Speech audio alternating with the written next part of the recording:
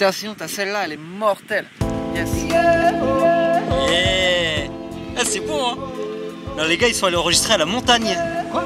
Bah, y a de l'écho. Non mais l'écho c'est un effet, c'est du mixage. Ah ouais. Ah, je me disais, les gars, c'est des bouffons. C'est toi le bouffon.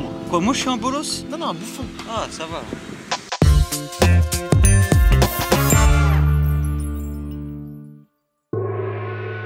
Bonjour et bienvenue dans ce nouveau chapitre de l'Odyssée du son. Nous arrivons au milieu de notre périple, c'est donc le moment de faire une petite pause.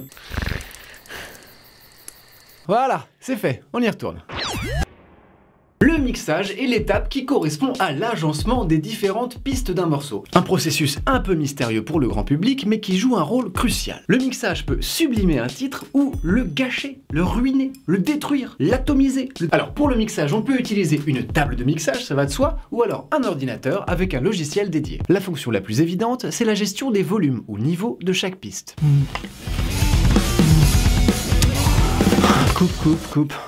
Ouais, écoute, c'est pas mal, mais je trouve que ça manque un peu de batterie dans ton mix. Le deuxième attribut est la gestion de la panoramique, c'est-à-dire le placement relatif des sons dans l'image stéréo. C'est clair? En gros, est-ce que ça sort plutôt dans l'oreille gauche ou dans l'oreille droite? Voilà, c'est très simple. En plus de ces deux fonctions de base, le mixage sert à ajouter tout un tas d'effets analogiques ou numériques. Voyons ça de plus près. Ça vous saoulerait de mettre le bon titre du chapitre là ou... Je vais te tuer.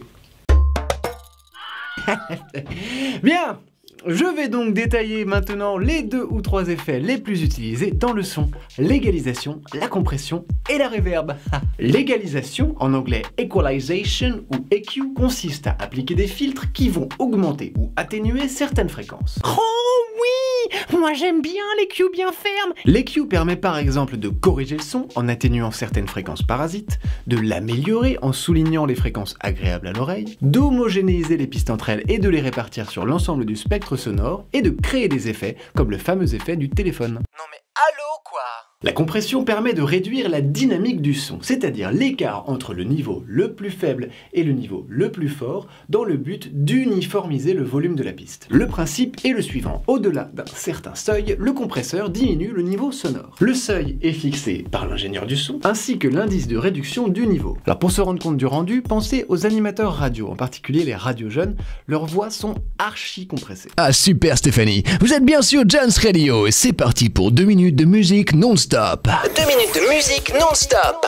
Passons maintenant à la reverb, un effet beaucoup plus facile à appréhender car il reproduit un phénomène naturel. Tout à fait PV, il suffit d'aller dans une église, un gymnase ou encore un parking pour entendre la réverbération du son. L'ingé son a le choix de paramétrer la durée de la reverb. Reverb courte.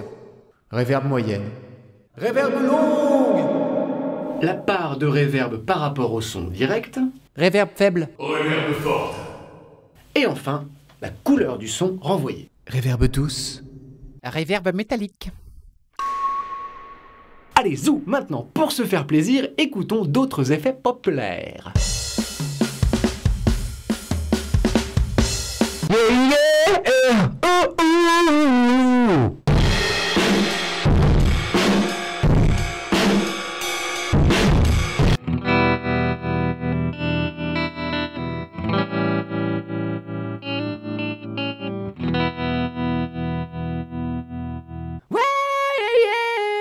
Je sais pas chanter, mais c'est pas grave.